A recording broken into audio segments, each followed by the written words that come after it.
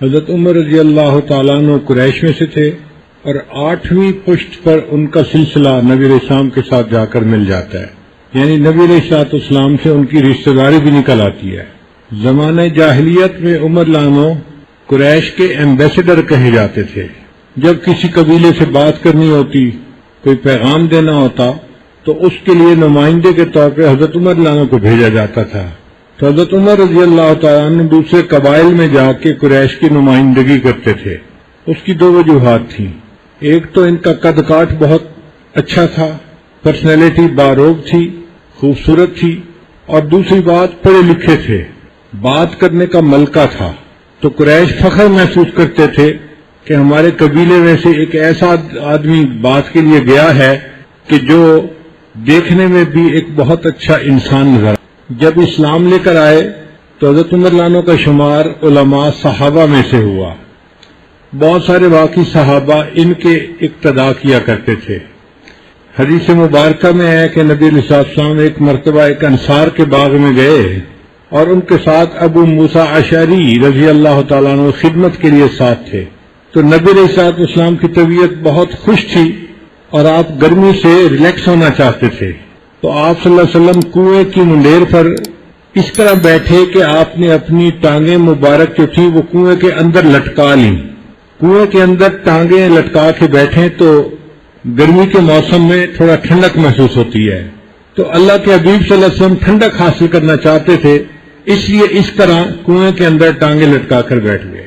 اب اس موقع پر اللہ تعالیٰ کی طرف سے نبی علیہ السلام کو خوشخبری ملی، تو آپ نے فرمایا ابو موسیٰ باغ کا دروازہ بند کر دو، کوئی آنے والا آئے تو پہلے مجھ سے پوچھو پھر دروازہ کھولو۔ چنانچہ انہوں نے دروازہ بند کر دیا۔ تھوڑی دیر کے بعد دروازہ کھٹکھٹایا گیا۔ ابو موسیٰ اشعری عنہ نے پوچھا کون؟ جواب آیا ابو بکر۔ تو انہوں نے پوچھا اے اللہ کے حبیب صلی اللہ علیہ وسلم، ابو بکر صدیق آئے ہیں۔ نبی علیہ السلام نے فرمایا باغ کا دروازہ بھی کھول دو اور ان کو جنت میں جانے کی بشارت بھی دے دو۔ پھر تھوڑی دیر کے بعد دروازہ کھٹکھٹایا گیا، پوچھا کون؟ عمر۔ نبی علیہ السلام نے دوبارہ پھر یہی فرمایا باغ کا دروازہ بھی کھول دو اور آنے والے کو جنت کی بشارت بھی دے دو۔ تو حضرت عمر رضی اللہ تعالیٰ عنہ عشرہ مبشرہ میں سے ہیں۔ اسی دنیا میں اللہ کے حبیب صلی اللہ علیہ وسلم نے ان کو بائی نیم جنت کی بشارت عطا فرما دی تھی۔ یہ بہت بڑی سعادت ہے کہ نبی علیہ السلام کی زبان فیض ترجمان سے کسی کو دنیا میں جنت کی بشارت مل جائے۔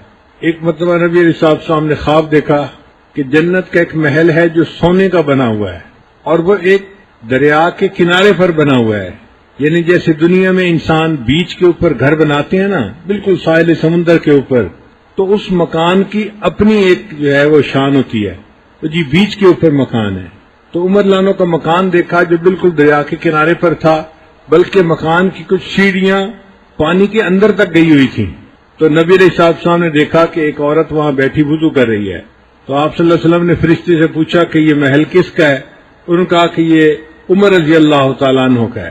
تو نبی علیہ السلام جاگے اور آپ صلی اللہ علیہ وسلم نے یہ خواب حضرت عمر عنہ کو سنایا کہ عمر میں نے جنت میں تمہارے محل کو بھی دیکھا، میرا دل چاہتا تھا کہ میں محل میں داخل ہو کے اندر کی عمارت کو بھی دیکھوں، مگر مجھے تمہاری غیرت یاد آ گئی اور میں محل کے اندر داخل نہیں ہوا۔ تو عمر عنہ رونے لگ گئے، اے اللہ کے حبیب صلی اللہ علیہ وسلم اگر آپ چاہتے تھے تو آپ محل کو ضرور دیکھ لیتے، میرے لیے سعادت ہو جاتی۔ ایک دفعہ نبی علیہ السلام احد پہاڑ کے اوپر تھے کہ پہاڑ میں ہلکا سا زلزلہ محسوس ہوا۔ تو نبی علیہ السلام نے فرمایا احد تو کیوں ہلتا ہے؟ تیرے اوپر ایک نبی ہے، ایک صدیق ہے اور 2 شہید موجود ہیں۔ اور پہاڑ کے اوپر ایک نبی علیہ السلام تھے جو نبی تھے، ایک ابو بکر صدیق عنہ تھے جو صدیق تھے، اور ایک حضرت علی عنہ اور حضرت عثمان عنہ 2 صحابہ تھے اور یہ دونوں شہید تھے۔ تو گویا ان کو زندگی میں نبی علیہ السلام کی زبان سے شہید ہونے کی بشارت نصیب ہو گئی تھی۔ نبی علیہ السلام نے فرمایا کہ پہلی امتوں میں کچھ محدث ہوا کرتے تھے، ایک ہوتا ہے محدث، ایک ہوتا ہے محدث۔ محدث کہتے ہیں جس بندے کو الہام ہو اور وہ الہام کے ذریعے سے باتیں کرے۔ تو نبی علیہ السلام نے فرمایا کہ میری امت کا محدث وہ عمر ابن الخطاب ہے۔ اللہ تعالیٰ ان کو الہام فرماتے ہیں اور وہ الہام کی بنیاد پر باتیں کرتے ہیں۔ حضرت عمر عنہ کی یہ کتنی شان ہے کہ نبی علیہ السلام نے ان کی تصدیق فرمائی، تعریف فرمائی۔ پھر نبی علیہ السلام نے فرمایا اگر میرے بعد کوئی نبی آنا ہوتا، لو کان بعدی نبی لکان عمر، اگر میرے بعد کوئی نبی آنا ہوتا تو عمر کے اندر وہ صفات تھیں کہ ان کو نبوت کا درجہ نصیب ہوتا، لیکن اب چونکہ میں خاتم النبیین ہوں، میرے بعد کوئی نبی نہیں آئے گا۔ یہاں پر طلباء ایک سوال پوچھتے ہیں کہ نبی علیہ السلام نے حضرت ابوبکر صدیق کا نام کیوں نہیں لیا؟ حضرت مولانا یعقوب نانوتوی رحمۃ اللہ سے طلباء نے پوچھا، حضرت نبی علیہ السلام نے جو فرمایا لو کان بعدی نبیا لکان عمر، تو ابو بکر کا نام کیوں نہیں لیا؟ تو مولانا یعقوب نانوتوی رحمۃ اللہ نے جواب دیا کہ دیکھو ابو بکر صدیق لانو کو نبی علیہ السلام کے ساتھ میت کبریٰ حاصل تھی، وہ تو نبی علیہ السلام کے ساتھ تھے، جڑے ہوئے تھے، اور یہاں نبی علیہ السلام فرماتے ہیں بعدی، تو بعد میں اگر دیکھیں تو وہ تو عمر ہی بچتے ہیں، اس لیے نبی علیہ السلام نے عمر لانو کا نام لے لیا۔ نبی علیہ السلام نے فرمایا عمر جس راستے پر چلتا ہے شیطان اس راستے کو چھوڑ دیتا ہے۔ الحق ینطلق علی لسان عمر، عمر کی زبان کے اوپر حق بولتا ہے، سچ ہوتا ہے عمر کی زبان کے اوپر۔ ایک مرتبہ کفار نے، قریش مکہ نے نبی علیہ السلام کے ساتھ بہت بدتمیزی کی۔ نبی علیہ السلام اس بات پر بہت غمزدہ تھے۔ نبی علیہ السلام کے چچا تھے حضرت حمزہ رضی اللہ تعالیٰ عنہ، وہ چچا بھی تھے لیکن چونکہ ایج گروپ ایک تھا تو نبی علیہ السلام کے دوست بھی تھے، تو نبی علیہ السلام کے ساتھ ان کا دو طرح کا تعلق تھا، رشتے میں چچا لگتے تھے مگر آپس میں دوست تھے، ایک دوسرے سے دوستی بہت زیادہ تھی۔ حضرت حمزہ رضی اللہ عنہ شکار کھیلنے کے لیے گئے ہوئے تھے، جب واپس تشریف لائے تو لوگوں نے ان کو بتایا کہ آج ابو جہل نے نبی علیہ الصلوۃ والسلام کو بہت ایذا پہنچائی، بہت ستایا ہے۔ تو حمزہ رضی اللہ عنہ کو بہت اس پر جو ہے غصہ آیا، وہ اپنی تلوار لے کر چلے اور ابو جہل کو تلاش کیا۔ ابو جہل ایک جگہ پر کفار کے مجمع میں بیٹھا ہوا تھا، انہوں نے پوچھا کہ کیا تم نے میرے بھتیجے کو بہت تکلیف پہنچائی ہے، اور تلوار الٹی کر کے اس کے سر کے اوپر ماری۔ ایک ہوتا ہے نا تلوار کا تیز ایج، وہ تو کاٹ کے رکھ دیتا ہے، ایک اس کی دوسری سائیڈ ہوتی ہے، وہ انسان کو قتل تو نہیں کرتی لیکن اس کو زخمی کر دیتی ہے۔ تو حضرت حمزہ رضی اللہ عنہ نے سارے مجمع کے سامنے تلوار الٹی کر کے ابو جہل کے سر کے اوپر ماری، جس سے اس کا خون نکل آیا، مگر ابو جہل کہنے لگا کہ حمزہ سے بدلہ مت لینا، اگر ایسا کرو گے تو بنو ہاشم سے تمہیں لڑنا پڑے گا اور یہ لڑائی مہنگی پڑ جائے گی۔ تو انہوں نے اس کو اگنور کر دیا۔ حضرت حمزہ رضی اللہ عنہ اس کے بعد نبی علیہ السلام کے پاس آئے کہ میں جا کر اپنے بھتیجے کو خوشخبری سنا دوں۔ نبی علیہ السلام دار ارقم میں تھے تو حضرت حمزہ رضی اللہ عنہ بھی آ گئے، خوش ہو کر سامنے بیٹھے۔ اب اپنی طرف سے تو حمزہ رضی اللہ عنہ ایک بڑا کام کر کے آئے تھے کہ انہوں نے آپ کو ستایا اور میں اس کا بدلہ لے لیا۔ انہوں نے پورا واقعہ سنایا کہ مجھے پتہ چلا کہ آپ کے ساتھ بدتمیزی ہوئی ہے تو میں نے آپ کا بدلہ اس سے لے لیا، وہ زخمی ہو گیا، اس کا خون نکل آیا۔ یہ سن کر نبی علیہ الصلوۃ والسلام خاموش رہے۔ تو حمزہ رضی اللہ عنہ نے محسوس کیا کہ نبی علیہ السلام کو میری بات سن کے خوشی نہیں ہوئی، تو انہوں نے پوچھا اے اللہ کے حبیب صلی اللہ علیہ وسلم کیا آپ کو میری بات سن کے خوشی نہیں ہوئی؟ تو نبی علیہ السلام نے فرمایا نہیں، مجھے کوئی خوشی نہیں ہوئی، خوشی تو مجھے تب ہوگی جب تو کلمہ پڑھ کے مسلمان ہو جائے گا۔ تو حضرت حمزہ رضی اللہ عنہ نے اسی وقت کلمہ پڑھا اور وہ مسلمان ہو گئے۔ تو یہ 39ویں مسلمان تھے۔ اب حمزہ رضی اللہ عنہ کا اسلام قبول کرنا ایک بڑی بات تھی، معاشرے میں ان کا وقار تھا، ان کی عزت تھی، ان کا احترام تھا، اور کفار کی نظر میں ایک ایسے اہم آدمی کا مسلمان ہو جانا مسلمانوں کی بڑی تقویت تھی۔ اب یہ واقعہ سارا پورے مکہ مکرمہ کے اندر گردش کر رہا تھا کہ جی حمزہ نے یہ کیا اور ابو جہل کو مارا اور یہ ہوا اور وہ ہوا۔ یہ بات جب عمر رضی اللہ عنہ کو پہنچی تو وہ بڑے حیران ہوئے کہ یہ روز روز کا کیا قصہ ہے، چلو میں اٹھتا ہوں اور میں جا کے مسلمانوں کے پیغمبر ہی کو قتل کر دیتا ہوں، نہ رہے بانس نہ بجے بنسری، نہ وہ بتوں کے خلاف باتیں کر سکیں گے اور نہ کوئی جھگڑا ہوگا آپس میں۔ چنانچہ وہ اپنی تلوار، اپنی کمان اور اپنا نیزہ تینوں چیزیں لے کر نکلے کہ پتہ نہیں لڑائی کا انداز کیا ہوگا، میں تینوں چیزیں لے لیتا ہوں۔ اور غصے میں تھے اور وہ چاہتے تھے کہ کہیں نبی علیہ الصلوۃ والسلام کو دیکھیں اور آپ صلی اللہ علیہ وسلم کو شہید کر دیں۔ اللہ کی شان دیکھیں کہ ایک اور جو ہے صحابی تھے، ان سے ملاقات ہوئی، سلام دعا ہوئی، ان کو پوچھا عمر غصے میں نظر آتے ہیں؟ ہاں میں غصے میں ہوں۔ کیا ہوا؟ بس میں چاہتا ہوں کہ میں جاؤں اور مسلمانوں کے پیغمبر علیہ الصلوۃ والسلام کا کام تمام کر دوں۔ جب یہ کہا تو اس نے آگے سے کہا تم ان کی بات کرتے ہو جو اپنے گھر کی خبر لو، تمہاری بہن اور تمہارا بہنوئی وہ مسلمان ہو چکے ہیں۔ حضرت عمر رضی اللہ عنہ تو اس بات کا تصور بھی نہیں کر سکتے تھے کہ ان کے گھر کے لوگ اسلام قبول کریں، چنانچہ انہوں نے رخ بدلا اور اپنی بہن کے گھر پہنچ گئے۔ ان کے بہنوئی تھے حضرت سعید رضی اللہ تعالیٰ عنہ۔ انہوں نے دروازہ کھولا، عمر لانو اندر داخل ہوئے، غصے میں تھے، اپنے بہنوئی کو کہنے لگے کہ میں نے سنا ہے کہ آپ لوگ مسلمان ہو گئے ہیں۔ ان کا اگر اسلام سچ ہو تو پھر مسلمان ہونے میں کیا حرج ہے؟ بس یہ سنتے ہی انہوں نے اس کو مارنا شروع کر دیا اپنی کمان سے۔ حضرت عمر لانو کی بہن بھی قریب تھی، وہ آگے بڑھی اور اپنے خامن کو بچانے لگی، تو حضرت عمر لانو نے اپنی بہن کے زور کا تھپڑ لگایا تو وہ نیچے جا گری۔ جب اٹھی تو ان کی آنکھوں میں آنسو بھی تھے، تکلیف بھی ہو رہی تھی، رو رہی تھی۔ تو انہوں نے کہا کہ تم میرے خامد کو کیوں مار رہے ہو؟ عمر لانو نے کہا کہ تمہاری جرت کیسے ہوئی کہ تم لوگ مسلمان ہو جاؤ بغیر میرے کہے؟ عمر لانو بہت غصے میں تھے، تو عمر لانو کے غصے کو دیکھ کر پھر بہن نے آگے سے جواب دیا کہ عمر، جس ماں کا دودھ تو نے پیا ہے اسی ماں کا دودھ میں نے پیا ہے۔ تم میرے جسم سے جان تو نکال سکتے ہو، میرے دل سے ایمان کو نہیں نکال سکتے۔ ان کا نام تھا فاطمہ، وہ بھی عمر لانو کی بہن تھی، وہی خون تھا۔ انہوں نے ایسا جواب دیا کہ جس جواب کو سن کر عمر لانو کے کیفیت ہی بدل گئی۔ کہنے لگے اچھا مجھے بتاؤ تم لوگ ابھی کیا سن رہے تھے، پڑھ رہے تھے؟ مجھے آواز آ رہی تھی۔ تو ایک صحابی تھے خباب رضی اللہ تعالیٰ عنہ، وہ ان کے گھر میں ان کو قرآن پاک پڑھا رہے تھے، اور عمر لانو جب آئے تو وہ چھپ گئے تھے۔ تو جب عمر لانو نے کہا کہ بتاؤ لاؤ دکھاؤ تم کیا پڑھ رہے تھے، تو بہن نے کہا عمر تو مشرک ہے، ناپاک ہے، تو اس کتاب کو ہاتھ نہیں لگا سکتا، یہ اللہ کا کلام ہے، پاک بندہ ہاتھ لگا سکتا ہے، تم غسل کرنے کے بعد ہاتھ لگا سکتے ہو۔ تو عمر لانو نے غسل کیا اور پھر اس کے بعد ان کے سامنے وہ قرآن پاک کی آیات لائی گئی۔ عمر لانو نے ان کو پڑھنا شروع کیا۔ وہ سورہ طٰہٰ کی ابتدائی آیات تھیں، طٰہٰ ما انزلنا علیک القرآن لتشقی الا تذکرۃ لمن یخشی۔ پڑھتے پڑھتے جب وہ اس آیت پر پہنچے، اننی انا اللہ لا الہ الا انا فاعبدنی واقم الصلاۃ لذکری، تو عمر لانو کے دل میں ایمان کا نور آ گیا۔ وہ کہنے لگے اچھا مجھے تم اپنے پیغمبر اسلام کے پاس لے چلو۔ جب انہوں نے یہ الفاظ کہے کہ مجھے اپنے پیغمبر اسلام کے پاس لے چلو، تو خباب لانو جو چھپے ہوئے تھے وہ بھی نکل کے آ گئے اور کہنے لگے عمر مبارک ہو، میں نے اپنے پیارے حبیب صلی اللہ علیہ وسلم کو دعا کرتے ہوئے دیکھا ہے تمہارے بارے میں، اللہ عمر بن خطاب کو ہدایت عطا فرما دے۔ میرے آقا صلی اللہ علیہ وسلم کی دعا قبول ہو گئی اور اللہ نے تمہیں ایمان کے لیے قبول فرما لیا۔ چنانچہ عمر لانو ہاتھ میں تلوار لے کر دار ارقم پہنچے۔ دار ارقم میں نبی علیہ السلام بھی موجود تھے اور صحابہ کرام بھی آپ کے ساتھ موجود تھے۔ دروازہ کھٹکھٹایا گیا، ایک صحابی نے اندر سے دیکھا سوراخ میں سے، تو انہوں نے دیکھا کہ عمر لانو کھڑے ہیں اور ہاتھ میں ننگی تلوار ہے۔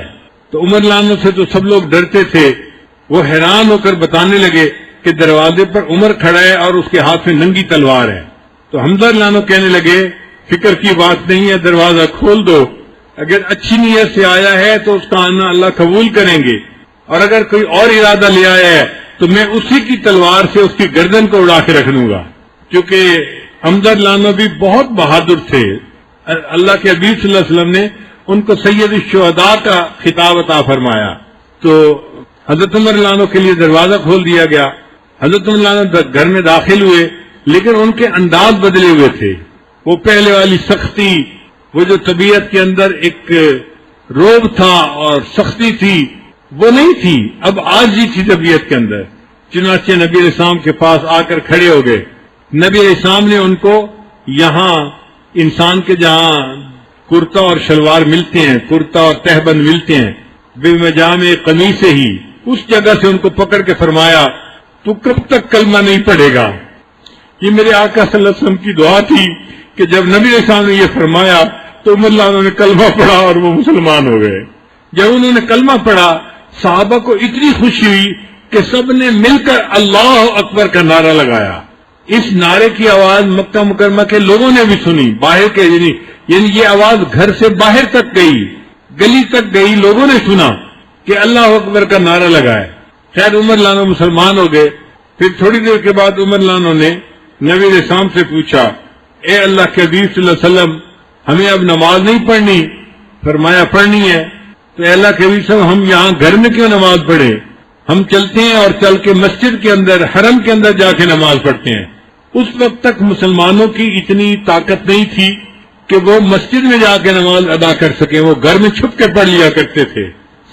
لیکن عمر لانو تو نڈر تھے، بہادر تھے، کسی سے نہیں ڈرتے تھے. وہ کہنے لگے اب چھپنے کی کیا ضرورت ہے. چنانچہ نبی علیہ الصلوۃ والسلام کو لے کر وہ حرم شریف میں آئے. 2 لائنیں بنی ہوئی تھیں.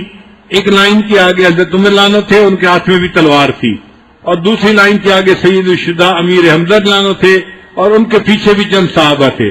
اس طرح دونوں طرف سے جو ہے نا 2 لائنیں تھیں، اور نبی علیہ السلام ان کے ساتھ تھے. اور نبی علیہ السلام مسجد میں تشریف لائے، اور مسجد میں عمر لانو نے اعلان کیا جو بندہ چاہتا ہے کہ اپنی بیوی کو بیوہ کروائے اور اپنے بچوں کو یتیم کروائے، وہ آئے میرے ساتھ لڑنے کے لیے، میں تیار ہوں. مگر لوگ عمر لانو کو جانتے تھے اور ان کی بہادری اور ان کی شجاعت سے واقف تھے. کسی میں ہمت نہ ہوئی کہ عمر لانو کے سامنے آئے. حضرت عمر لانو کی موجودگی میں نبی علیہ السلام نے مسجد حرام میں بیت اللہ میں آپ سمجھیں کہ نماز ادا فرمائی، اور اسلام اور کفر کے درمیان ایک واضح فرق ہو گیا. اس فرق کی وجہ سے ان کا لقب فاروق پڑ گیا. وہ عمر فاروق کہلائے. وہ اسلام اور کفر کے درمیان فرق کرنے والے تھے. اللہ تعالیٰ نے ان کی وجہ سے اسلام کو قوت عطا فرما دی تھی. چنانچہ ان کی زندگی کے بارے میں حضرت عبداللہ بن مسعود لانو کا ایک قول ہے جس میں انہوں نے عمر لانو کی پوری زندگی کا نقشہ سمیٹ کر رکھ دیا گیا. وہ فرمایا کرتے تھے ان اسلام عمر کان فتحن، کہ عمر لانو کا اسلام قبول کرنا اسلام کی فتح تھی. وَإِنَّ هِجْرَتُهُ كَانَتْ نَصْرًا، اور ان کا ہجرت کرنا مکہ سے مدینہ یہ اسلام کی مدد تھی. وَإِنَّ أَمَارَتُهُ كَانَ رَحْمَةً، اور ان کا امیر المومنین بننا، خلیفہ بننا امت کے لیے یہ رحمت تھی. نبی علیہ السلام نے ایک مرتبہ خواب دیکھا کہ ایک کنواں ہے اور اس کنویں سے میں ڈول پانی کے کھینچ رہا ہوں اور آگے زمین کو سیراب کر رہا ہوں. فرماتے ہیں کہ میں جب ڈول کھینچ کے تھک گیا تو ابو بکر نے مجھ سے ڈول لے لیا. پھر اس نے بھی چند ڈول کھینچے، مگر وہ بھی بہت تھکا ہوا تھا اور اس کو کھینچنے میں مشقت پیش آ رہی تھی. فرماتے ہیں کہ پھر اس سے عمر نے ڈول لے لیا، اور عمر نے ڈول کو اتنا اچھا کھینچا اور اتنا تیز پانی نکالا کہ زمین کو جل تھل کر دیا. تو نبی علیہ السلام نے فرمایا کہ میرے اس خواب کا یہ مفہوم ہے کہ دین کا کام میں نے بھی کیا ہے، میرے بعد ابو بکر کرے گا، مگر ابو بکر کے دور خلافت میں دین اسلام ذرا کم پھیلے گا، کیونکہ اندر کے فتنوں کو جو ہے وہ روکنا ہوگا. تو ابو بکر صدیق لانو کو یہ کام زیادہ کرنا پڑے گا. جیسے ابو بکر صدیق جب خلیفہ بنے تو کچھ مسلمان مرتد ہو گئے تھے، بعض مانعین زکوٰۃ تھے جنہوں نے زکوٰۃ دینے سے انکار کر دیا تھا، اور کچھ نئے جو ہے وہ جھوٹے نبی بھی پیدا ہو گئے تھے جنہوں نے نبوت کا دعویٰ کر دیا تھا، مسلمہ کذاب جیسے. تو ان کے ساتھ لڑنا پڑ گیا. تو ابو بکر صدیق لانو کو اپنی جماعت کو مضبوط کرنے کے لیے اندر مصروف رہنا پڑا. لیکن جب حضرت عمر لانو خلیفہ بنے، اللہ تعالیٰ نے ان کو مضبوط جو ہے وہ قوت عطا فرمائی تھی. انہوں نے اسلام کو پھیلانے پہ زور دیا، اور ان کی وجہ سے اللہ نے کیسر اور کسرا کے تاج تخت جو تھے وہ عمر لانو کے قدموں میں لا کر ڈال دیے. حتیٰ کہ انہوں نے بیت المقدس کو بھی فتح کیا. ان کے امیر لشکر تھے ابو عبیدہ ابن جراح رضی اللہ تعالیٰ عنہ، وہ بھی عشرہ مبشرہ میں سے ہیں. نبی علیہ السلام نے ان کو امین ہذہ الامہ فرمایا کہ میری ہر امت کا کوئی امین ہوتا ہے، میری امت کا امین ابو عبیدہ ابن جراح ہے. ان کو عمر لانو نے اپنی فوج کا امیر بنایا تھا. جب انہوں نے بیت المقدس کا محاصرہ کیا تو یہودی اندر سمٹ گئے. کچھ دنوں کے بعد یہودیوں نے پیغام بھیجا، آپ ہمارے ساتھ لڑائی مت کریں، ہماری کتابوں میں نشانیاں موجود ہیں کہ کون بیت المقدس کا فاتح بنے گا، تم اپنے خلیفہ کو بلاؤ، ہم ان نشانیوں کو دیکھیں گے. اگر نشانیاں ہوئی تو ہم خود اپنی چابی بیت المقدس کی ان کے حوالے کر دیں گے، اور اگر نشانیاں ان کے اندر نہ ہوئیں تو ہم تمہارے ساتھ مقابلہ کریں گے، تم ہم سے کبھی بھی یہ چابیاں نہیں لے سکتے. تو ابو عبیدہ ابن جراح نے حضرت عمر لانو کو خط لکھا، اے امیر المومنین، آپ اگر تشریف لائے تو زیادہ بہتر ہے کہ لڑائی کی بجائے صلح سے مسئلہ حل ہو جائے گا. حضرت عمر لانو جانا چاہتے تھے. حضرت علی لانو سے مشورہ کیا.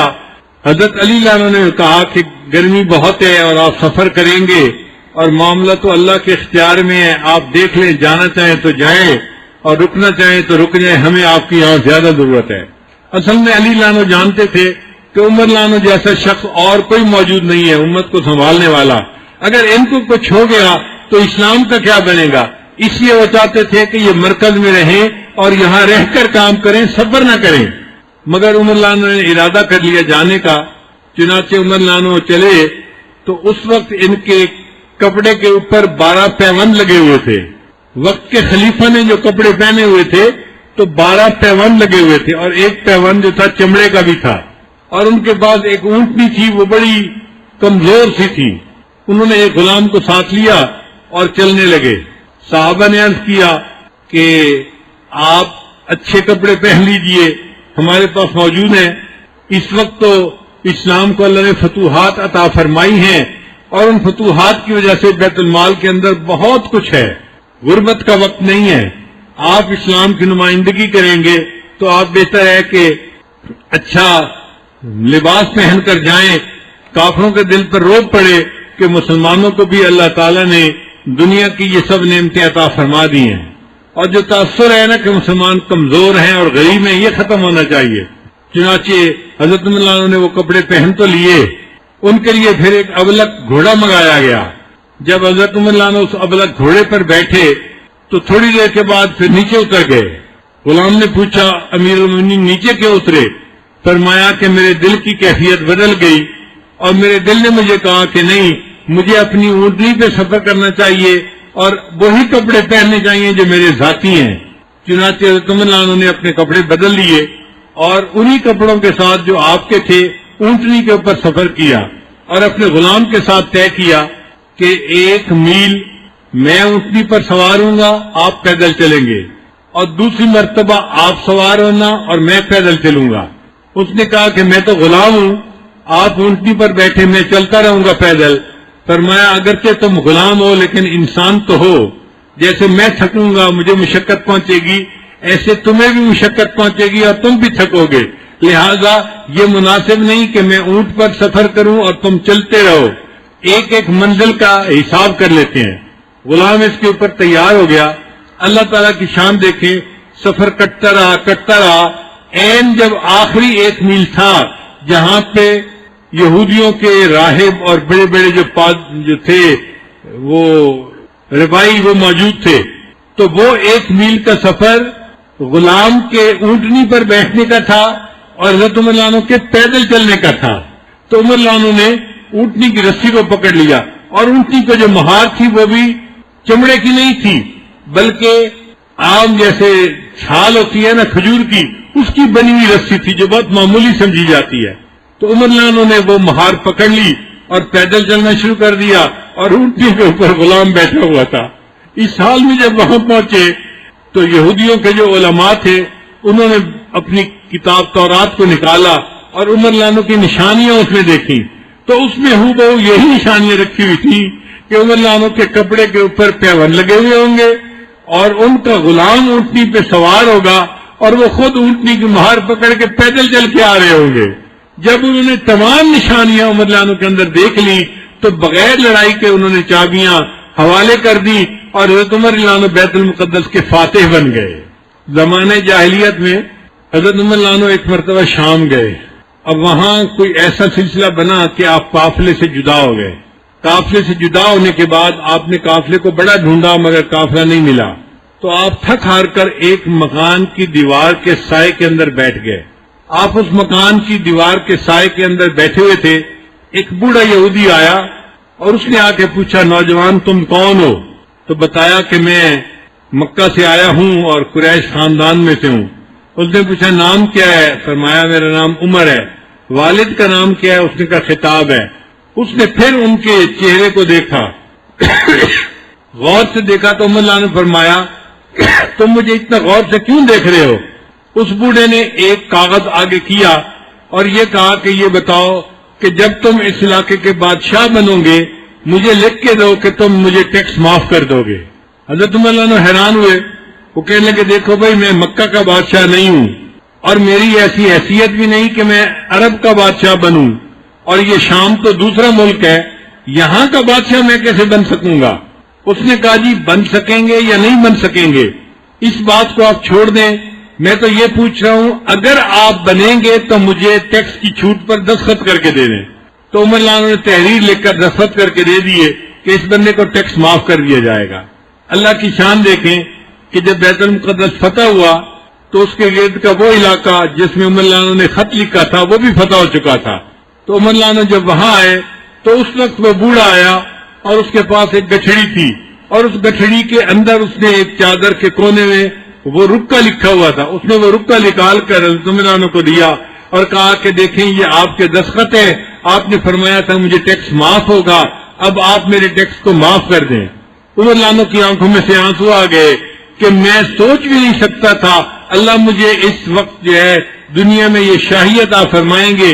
یہ اسلام کی عظمت ہے کہ اللہ نے اس کے صدقے مجھ جیسے بندے کو وقت کا امیر المومنین بنا دیا. ایک مرتبہ عمر اللہ مدینہ سے مکہ مکرمہ آئے تو مکہ مکرمہ کی ایک پہاڑی پر چڑھ رہے تھے.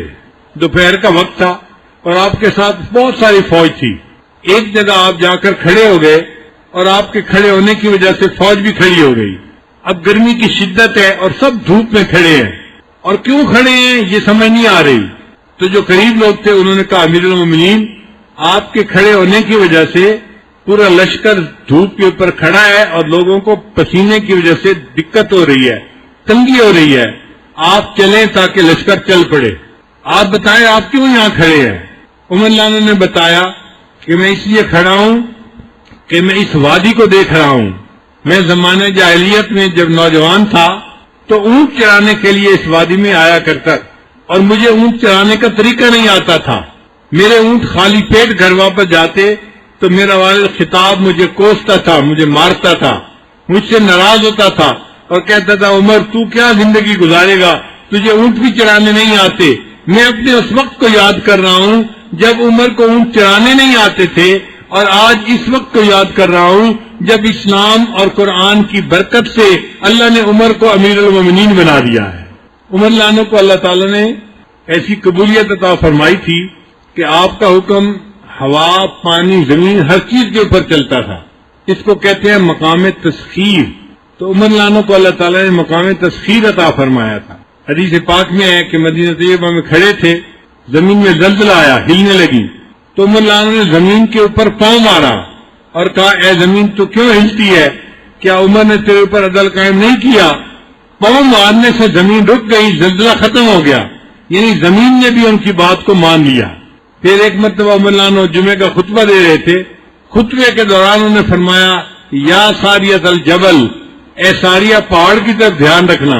ساریہ ایک صحابی تھے, وہ اسلامی لشکر کے اندر گئے ہوئے تھے اور اپنے یعنی گروپ کے امیر تھے.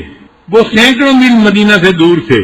اللہ کی شان کہ ان کو یہ آواز سنائی دی, عمر لانا کی آواز پہنچی کہ پہاڑ کی طرف کا دھیان رکھنا. وہ جس لشکر سے دشمن سے لڑنا چاہتے تھے اصل میں وہ پہاڑ کے پیچھے سے ان کے اوپر حملہ کرنا چاہتا تھا, ان کو نقصان پہنچانا چاہتا تھا. جب عمر لانا کی انہوں نے آواز سنی تو انہوں نے پہاڑ کی طرف دھیان کیا اور ان کو لشکر آتا نظر آیا تو وہ ان کے نقصان سے بچ گئے اور اللہ نے مسلمانوں کو فتح عطا فرمائی. تو عمر لانا کا یہ پیغام ہوا نے سینکڑوں میل دور تک پہنچا دیا. ہوا بھی ان کا حکم مانتی تھی, زمین بھی حکم مانتی تھی, پانی بھی حکم مانتے تھے. چنانچہ عمر بن عاص نے جب مصر کو فتح کیا تو مصر میں ایک دریا ہے جس کو دریائے نیل کہتے ہیں. دریائے نیل میں ہر سال پانی خشک ہو جاتا تھا. ایک ایسا وقت آتا تھا اور دوبارہ چلنے کے لیے مقامی لوگ ایک نوجوان لڑکی کو پانی کے اندر ڈالتے تھے اور نظر پوری کرتے تھے اور پھر دوبارہ پانی چلتا تھا. اب جب پانی چلنے کا وقت آیا تو لوگوں نے عمر بن عاص سے پوچھا کہ حضرت آپ بتائیں اب ہم کیا کریں. عمر بن عاص نے حضرت عمر کو خط لکھا, امیر المومنین یہاں پر یہ ایک رسم ہے کہ یہ ایک لڑکی کو پانی میں ڈالتے ہیں اور تب پانی چلتا ہے. ہم مسلمان ہیں, ہم ان رسوم پہ عمل نہیں کر سکتے, ہمیں بتائیں ہم کیا کریں.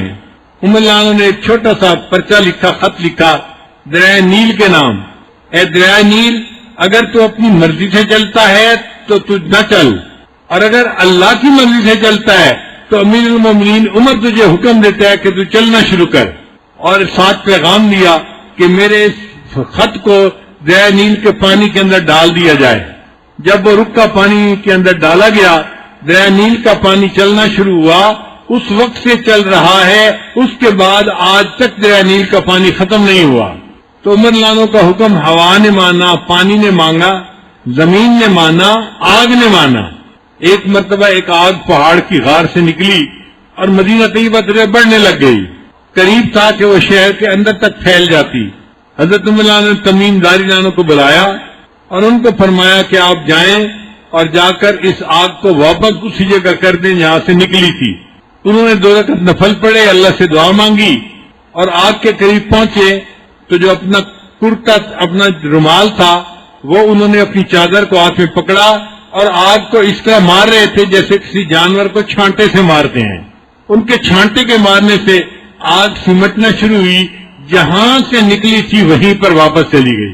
تو عمر لانو کا حکم آگ پہ چلا، پانی پہ چلا، زمین پہ چلا، ہوا پہ چلا۔ اللہ نے ان کو مقام تسخیر عطا فرمایا تھا۔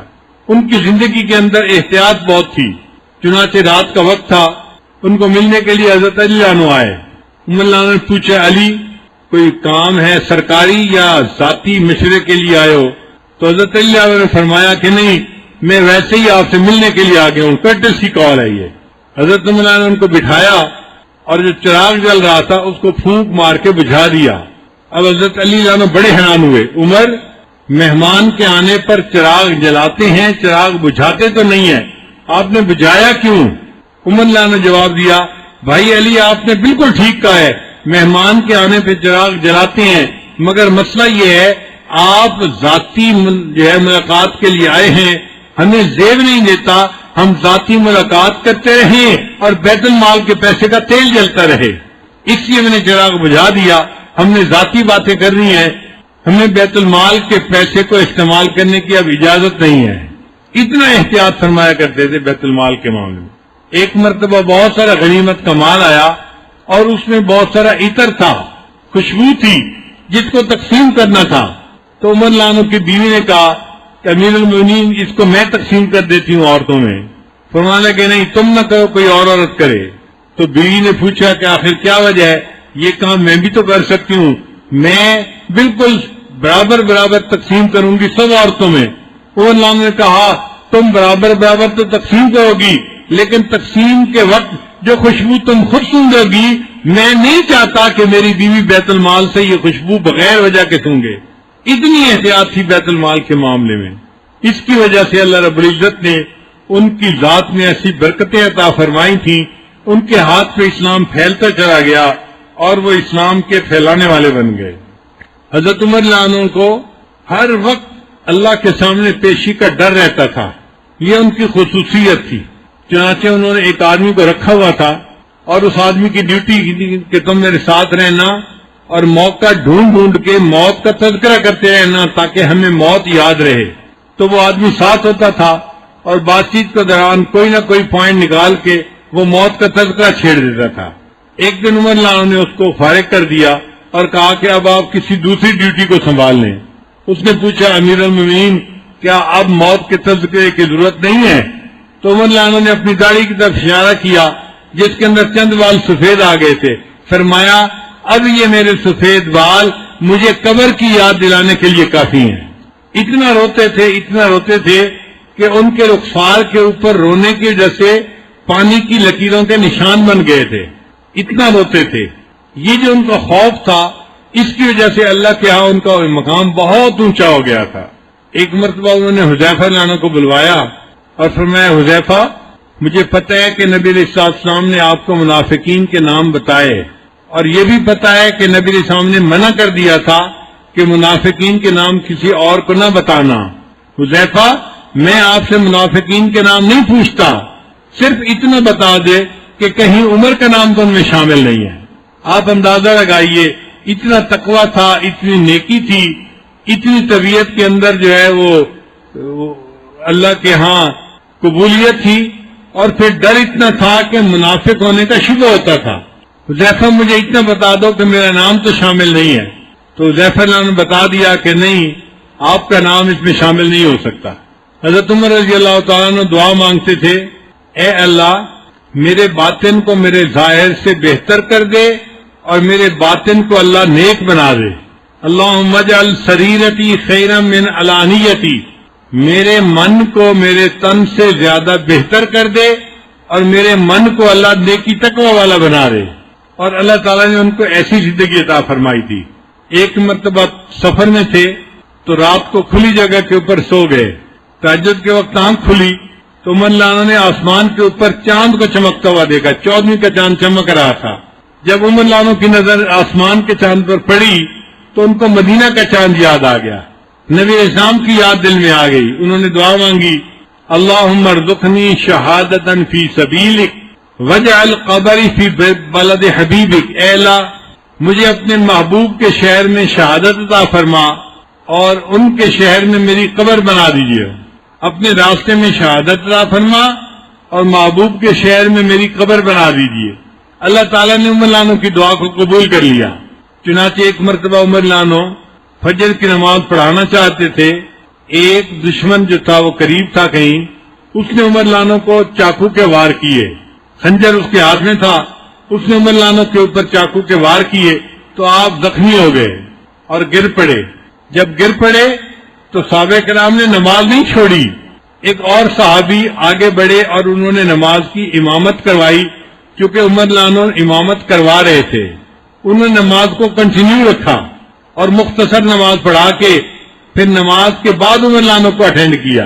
اس لیے شریعت کا یہ مسئلہ ہے کہ جب کوئی امام امامت کروانے لگے تو جو علماء ہو ان کو امام کے فوراً پیچھے کھڑا ہونا چاہیے، تاکہ اگر امام کو کوئی مسئلہ پیش آ جائے، ہارٹ اٹیک ہو، کوئی اور معاملہ ہو، تو پیچھے والا بندہ مسلمانوں کی نماز کی قیادت کر سکے اور ان کی عبادت پوری ہو جائے۔ آپ اندازہ لگائیے اللہ تعالیٰ کی نظر میں نماز کا کیا مرتبہ ہے کہ عمر لانو جیسی شخصیت پر حملہ ہوا، وہ زخمی پڑے ہیں اور ان کا خون بہ رہا ہے، مگر مسلمان پہلے نماز مکمل کرتے ہیں، بعد میں ان کو ہاتھ لگاتے ہیں۔ خیر، ایک دو دن گزرے تو پھر اسی زخم کی وجہ سے عمر لانو کی شہادت ہو گئی۔ اپنی شہادت سے پہلے انہوں نے اپنے بیٹے کو بلایا، ان کا نام تھا عبداللہ ابن عمر لانو، اور بلا کر کہا کہ عبداللہ جب میری روح نکل جائے مجھے جلدی نہلا دینا، کفنا دینا اور جلدی مجھے قبر میں اتار دینا۔ ان کا بہت اچھا۔ پھر تھوڑی دیر کے بعد پھر یہی کہا، جب میری روح نکل جائے مجھے جلدی نہلا دینا، کفنا دینا اور مجھے جلدی قبر کے اندر اتار دینا۔ ان کا کہ ابا جان ہم ایسے ہی کریں گے۔ جب تیسری مرتبہ کہا تو عبداللہ ابن عمر نے سوال کیا، ابا جان ہم جلدی کریں گے کفن دفن میں، مگر آپ بار بار کیوں ایسا کہہ رہے ہیں؟ جب انہوں نے پوچھا کہ آپ ہمیں بار بار ایسا کیوں کہہ رہے ہیں، عمر لانو نے عجیب جواب دیا۔ عمر لانو فرمایا، بیٹا میں جلدی کے لیے اس لیے کہہ رہا ہوں، اگر اللہ مجھ سے راضی ہوئے تو تم مجھے جلدی اللہ سے ملا دینا، اور اگر اللہ ناراض ہوئے تو جلدی میرا بوجھ اپنے کندھے سے نیچے اتار دینا۔ عمر کے انجام کو تو اللہ بہتر جانتا ہے۔ آپ اندازہ لگائیے ان کے دل میں کتنا اللہ کا خوف ہوگا۔ یہ وہ ہستیاں تھیں جنہوں نے نبی علیہ السلام کی زبان مبارکہ سے جنت کی بشارت پالی تھی، اس کے باوجود اتنا ڈرتے تھے، اگر اللہ مجھ سے راضی ہیں تو مجھے جلدی اللہ سے ملا دینا، اور اگر مجھ سے ناراض ہیں تو جلدی میرا بوجھ اپنے کندھوں سے اتار دینا، اور عمر کے انجام کو تو اللہ ہی بہتر جانتا ہے۔ چنانچہ عمر لانو کے بارے میں چند اشعار ہیں۔ زمین مانگتے تھے نہ زر مانگتے تھے، پیغمبر خدا سے عمر مانگتے تھے۔ زمین مانگتے تھے نہ زر مانگتے تھے، پیغمبر خدا سے عمر مانگتے تھے۔ پہاڑوں پہ بھی خوف طاری ہو جس کا، زمین پر وہ ایسا بشر مانگتے تھے۔ کرے ساری دنیا پہ اپنا جو سایہ، وہ صحرا میں ایسا شجر مانگتے تھے۔ جو دنیا میں سارے سروں پر ہو بھاری، وہ ایک ایسا آزاد سر مانگتے تھے۔ جو فردوس میں سب سے ہو خوبصورت، عمر کے لیے ایسا گھر مانگتے تھے۔ جدا ہو نہ منزل سے پہلے جو ایسا، جدا ہو نہ منزل سے پہلے جو ایسا، وہ اپنے لیے ہم سفر مانگتے تھے۔ نبی اسلام نے اپنے لیے ایسا ہم سفر مانگا کہ جو ان سے زندگی میں کبھی جدا نہ ہو، اور حضرت عمر لانو اپنے نبی صلی اللہ علیہ وسلم سے زندگی میں کبھی جدا نہیں ہوئے۔